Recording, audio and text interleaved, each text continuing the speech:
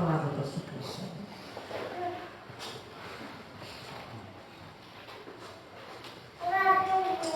Aleluia. Estava achando que eu não ia pregar mais hoje.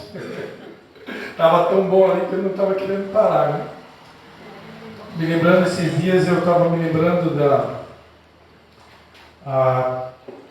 uma conversa que eu tive com uma irmã que frequentava a igreja batista ali em Canelinha. O nome dela é Tamires, né? Esposa do Leandro, não sei se alguém conheceu, o casal. E um dia conversando comigo, ela perguntou: pastor, será que não dá para fazer um culto só de louvor e adoração? Eu disse: claro que dá. Mas por que a gente não faz? Alguém tem que dar a ideia. Como é que faz? Procura a pastora Amanda, fala, dá a ideia para ela. Simples assim, né?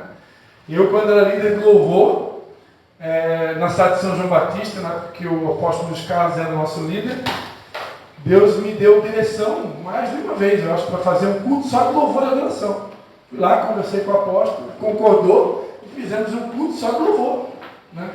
Porque a gente está muito acostumado à rotina, né? É uma coisa muito engessada. Quando o Senhor me usou aqui para falar que é chegada a hora da gente devolver o governo para o Espírito Santo da igreja, porque muitas vezes nós já estamos tão acostumados a fazer as coisas meio que robotizado, é uma rotina. Agora o que vem? A palavra, parece até, desculpa aí, parece uma missa, né? A palavra de abertura. Agora o próximo, o que vem? É 3 louvores. É 3 louvores, pastor Amado. Não pode passar de 3.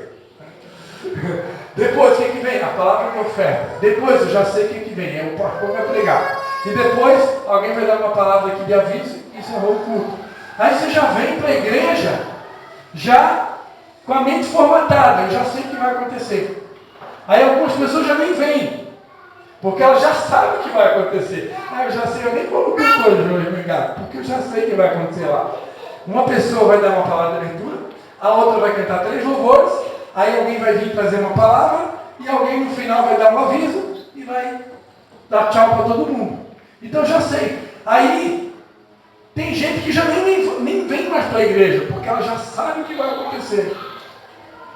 Será que nós não estamos, né, criando um padrão engessado?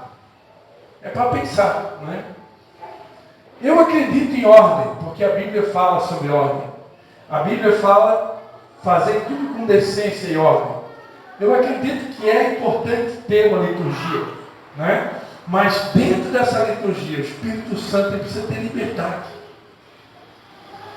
É tão interessante que eu estou falando, amados, que a primeira coisa que Jesus fez, no início do ministério dele, ele foi até o templo, ele pegou um chicote e ele começou a expulsar os cambistas que estavam fazendo negócio dentro da casa de Deus.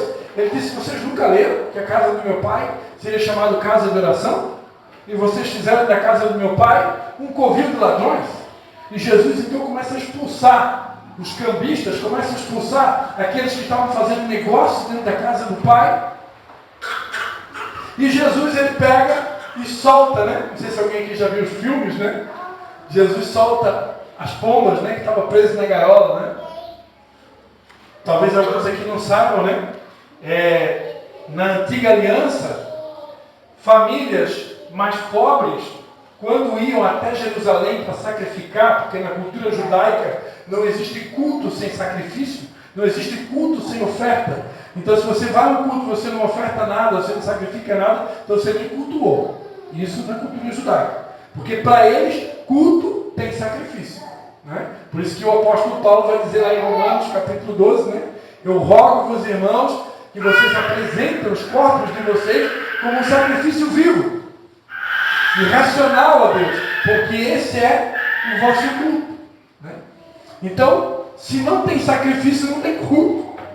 Então, na mentalidade do judeu, só tem culto se tiver oferta, se tiver sacrifício.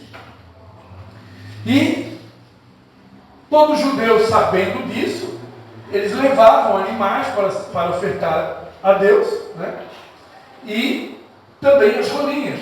Só que como muitas pessoas vinham de longe para Jerusalém, né? muitas pessoas vinham de longe. Era possível,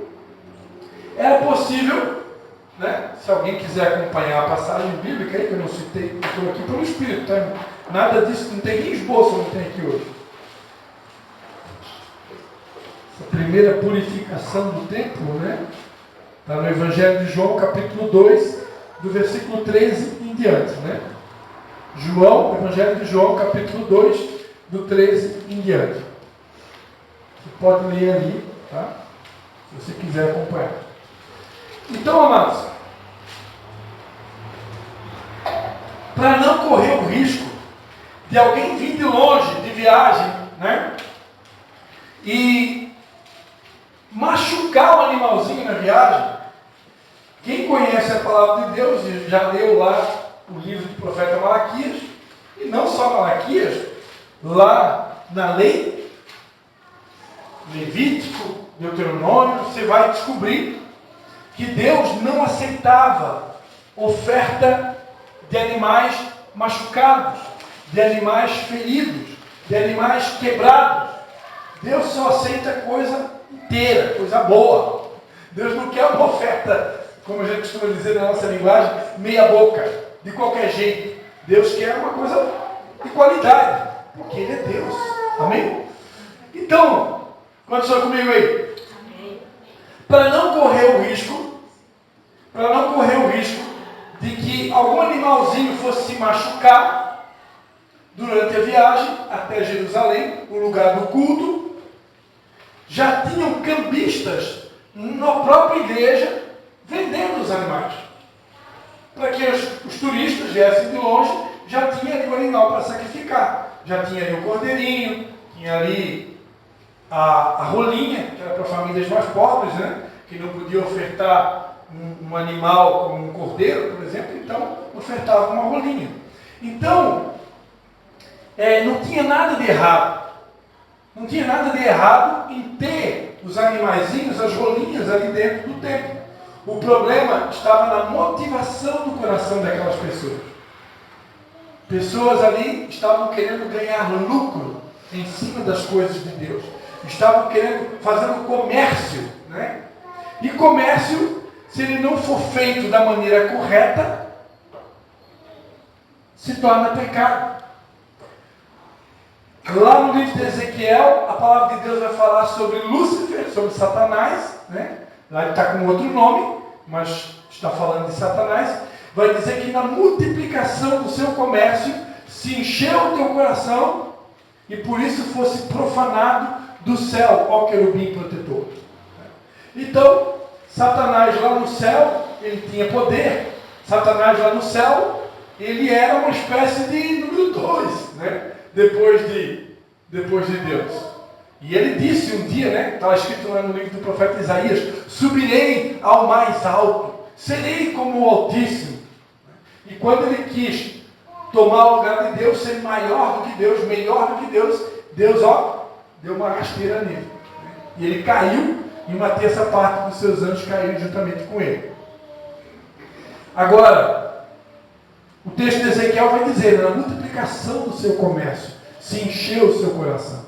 Então, negócio mal feito, comércio mal feito, não agrada a Deus. Né? Eu, por exemplo, trabalho com vendas.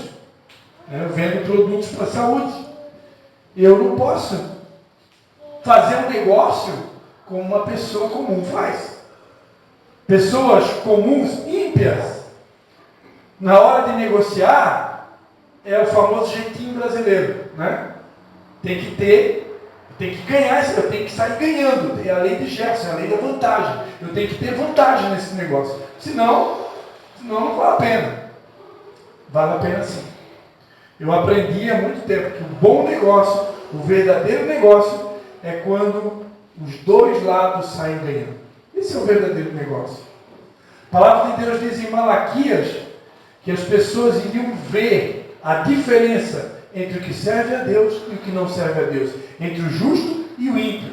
Então, se tem alguém aqui que trabalha com negócios, né, ou com comércio, as pessoas têm que ver a diferença na minha maneira de negociar. Eu não posso negociar igual o ímpio. eu tenho que procurar o melhor para o meu cliente. De preferência até que ele tenha algum tipo de vantagem, né? Embora que eu acredito que o ideal é justiça igual para todos, né? A palavra de Deus diz que o reino de Deus é um reino, a base do trono de Deus é justiça e equidade. Não é justiça que todo mundo já sabe o que é, mas equidade, o que é equidade? Equidade é direitos iguais para todos. No reino de Deus, amados, os direitos são iguais para todos. O reino de Deus é um reino de equidade. Deus não usa duas balanças. É uma balança para todos, uma medida para todos. Deus não faz acepção de pessoas. Com Deus, o reino dele é um reino de equidade. Então, no negócio, o ideal é que haja justiça e equidade. Direitos iguais, todo mundo vai ganhar alguma coisa. A pessoa vai ganhar no produto que ela adquiriu e a outra pessoa vai receber um valor justo proporcional ao tipo do produto que está sendo vendido, aquilo que está sendo comercializado ou o serviço que está sendo oferecido. Amém? Então não tinha nada de errado de comercializar ali. O problema estava na motivação do coração. Querer um lucro injusto, né? E aí Jesus então, ele expulsa os cambistas e ele, aqui diz no versículo 15, né? Que ele tinha feito um chicote de cordas, lançou todos fora do templo, bem como bois, ovelhas, né? Espalhou o dinheiro dos cambistas e derrubou as mesas, né? Nessa passagem aqui, não fala das rolinhas, né? Aqui está falando só de bois e de ovelhas. Deixa eu dar uma olhadinha aqui se Mateus 21, dá uma olhadinha aqui se Mateus 21, do 12 ao 13.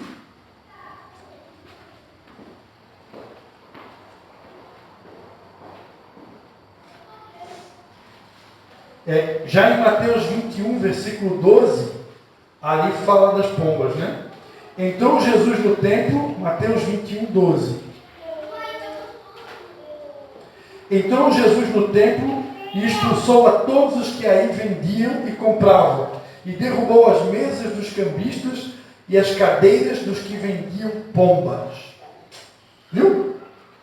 Então no Evangelho de João, fala dos bois e das ovelhas. Aqui em Mateus 21, 12, ele vai falar também daqueles que vendiam pombas. Então pomba era um dos animaizinhos que era ofertado por famílias mais pobres. Agora, como na Bíblia, amados, tudo é profético, na Bíblia tudo tem um porquê, a Bíblia é um livro de simbolismos, todos aqui já devem estar careca de saber que o fogo é símbolo do Espírito Santo, a água é símbolo do Espírito Santo, o vento, esse ventinho que está soprando aí, é símbolo do Espírito Santo, e o pombo é também o símbolo do Espírito Santo. E eu aprendi com a pastora Vera que, eu ia dizer que ela foi pastora do nosso ministério há muitos anos, mas ela tinha tirado um períodozinho de férias, né? Ela ficou viúva. Foi a maior luta que o Ministério Vidas Águas passou nos últimos anos, foi a perca do marido dela, do pastor Oscar, que era meu braço direito no ministério. Vai fazer 2 anos agora em abril. 2 ou 3 já, porque o tempo passa tão rápido, mas acho que são 2. 2 anos agora em abril. E a professora Vera está firme com a gente aí. Nas últimas 3 células ela estava junto. E uma coisa que eu aprendi com ela há muitos anos, né? Um dos principais motivos da pomba ser o símbolo do Espírito Santo é que a pomba é um animalzinho que não tem fel. E porque não tem fel, ela não pode carregar amargura. Tremendo, não é? Claro que a cor branca, né, também está falando de santidade, Deus é santo, o Espírito Santo é santo, mas eu gostei muito dessa característica. A pomba não pode carregar amargura, porque ela não tem fel. Se tem uma coisa que afasta o Espírito Santo, amados, é a nossa amargura de alma. Quando você está ressentido, quando você está magoado, quando você está até com vontade de se vingar de alguém, aí mesmo, o Espírito Santo, ele some da nossa vida. O Espírito Santo não compactua com mágoa. O Espírito Santo não compactua com ódio. O Espírito Santo não compactua com ressentimento. Não dá. É que nem você querer misturar óleo com água. É heterogêneo que chama? Heterogêneo? Heterogêneo, né? Não mistura. Então, não dá. O Espírito Santo não compactua. Então, a pomba é o símbolo do Espírito Santo. E quando Jesus ele entra no templo, ele faz aquele chicote e começa a soltar as pombas, era um sinal do que Jesus veio fazer no ministério dele. Devolver a liberdade para o Espírito Santo. Porque os religiosos daquela época, naquela época o Espírito Santo ainda não havia sido derramado, né? O Espírito Santo foi derramado só no dia de Pentecostes. Se cumpriu a profecia do profeta Joel, que disse que o meu Espírito será derramado sobre toda a carne, né? Os jovens profetizarão, os velhos terão sonhos. E lá no dia de Pentecostes essa profecia se cumpriu. Mas ali Jesus, no início do ministério dele, ele já estava dando um sinal do que ele queria fazer, né? Que era devolver o comando, a liberdade para o Espírito Santo. Os religiosos, amados, à época de Jesus, foram duramente repreendidos por Jesus inúmeras vezes, porque eram pessoas que conheciam apenas a letra. Eles não tinham intimidade com Deus. Eles não tinham comunhão com Deus. Eles nem sequer tinham a habilidade de chamar Deus de Pai, de conhecer Deus como Pai. Isso que Jesus teve que ensinar. A oração do Pai Nosso foi para ensinar que daqui para frente eu quero que vocês comecem a entender que Deus é Pai. Aquele povo não tinha esse entendimento. Amém? Então, amados, a partir do momento que você que você devolve o controle para o Espírito Santo, você deixa ele fazer o que ele quer fazer, o culto ele pode perder totalmente a formatação padrão que a gente está usando. Torno a dizer, não é errado ter uma liturgia, não é errado ter um começo, um meio e um fim. Né? Não é errado você estipular um tempo para a pessoa falar, né? Mas dentro desse tempo e dentro dessa liturgia, o Espírito Santo precisa ter liberdade. O Espírito Santo precisa ter liberdade para fazer o que ele quer fazer. Amém?